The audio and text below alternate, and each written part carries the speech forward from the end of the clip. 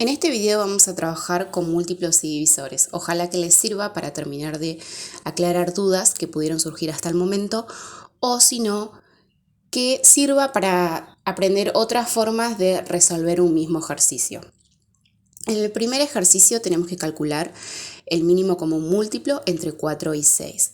Recordemos que en su momento ustedes lo habían resuelto descomponiendo al número en sus factores primos, luego también teníamos que ver los números que se repiten, los que no se repiten, dependiendo si se trataba del mínimo común múltiplo o del divisor común máximo. A veces solía pasar de que se confundían entre el cálculo de uno y otro, y quizás este método que voy a emplear ahora es un método en el que puede haber menos margen de error. Entonces, recordemos que voy a buscar los múltiplos de 4 y los múltiplos de 6. Tengamos en cuenta que el 0 siempre es múltiplo de todos los números, pero para calcular el MCM es el menor común múltiplo distinto de 0, es decir, al 0 no lo vamos a anotar. Pero eso no quiere decir que el 0 no sea múltiplo de todos los números. Recuerden eso. Entonces, vamos a empezar a anotar los múltiplos de 4 y luego los múltiplos de 6 y pensamos en la tabla de esos números, ¿sí?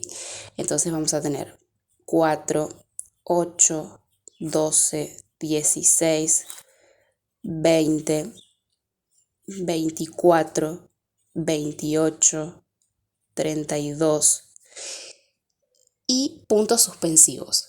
La cantidad de múltiplos de un número es infinita. Vamos a seguir con los múltiplos de 6. 6, 12, 18, 24, 30, 36 y así sucesivamente. Puedo seguir algunos números más, no hay ningún problema. Lo importante es, una vez que yo busque varios múltiplos de cada número, encontrar aquellos que se repiten. Como ven, se repite el 12, se repite el 24 y seguramente más adelante se repite algún otro. Lo importante es detectar el mínimo entre ellos, el más chiquito. Como verán, es el 12.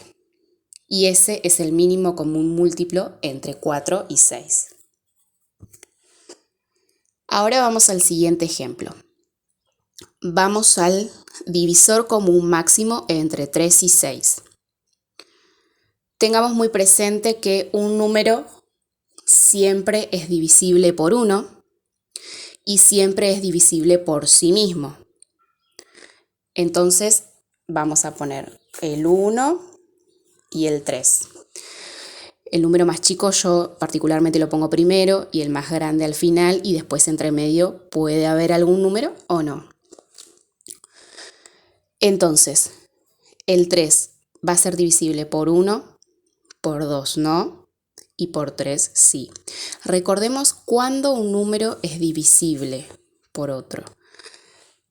Teníamos el 3.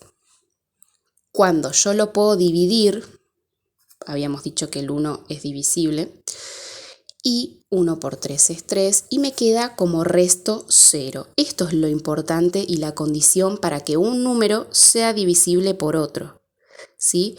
Entonces, eso es lo que siempre tengo que tener en cuenta. No vamos a encontrar ningún otro divisor de 3, solamente tenemos el 1 y el 3. Divisores de 6, vamos a tener el 1, vamos a tener a sí mismo, que es el 6, también es divisible por 2 y también es divisible por 3. Ahora, me fijo entre ellos quiénes son los que se repiten. Aclaro además que los divisores sí son un número acotado. No es que hay infinitos divisores de un número, no. Son una cantidad de números acotados. Ahora después, en el siguiente paso, les voy a decir una técnica de cómo encontrar todos los divisores sin olvidarme de ninguno. Entonces, tenemos esos divisores, que son todos los divisores de 3 y los divisores de 6. También tengo que tener en cuenta otra cosa, que puedo utilizar los criterios de divisibilidad. ¿Cuándo un número era divisible por 3? cuando un número era divisible por 6. También se puede utilizar esas técnicas en lugar de hacer todas las cuentitas en un costadito de la hoja. La realidad es que si el enunciado no les pide de qué manera lo deben realizar, ustedes son libres de hacerlos como quieran.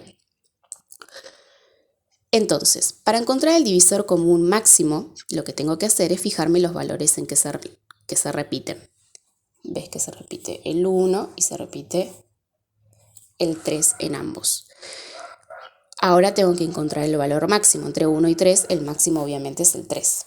Entonces, el divisor común máximo entre 3 y 6 es 3 la respuesta. En el siguiente ejemplo vamos a buscar todos los divisores de 32. Si bien yo lo estoy haciendo con un número chico, la idea de este ejemplo es que les sirva para que no se olviden de encontrar ningún divisor cuando trabajamos con números más grandes.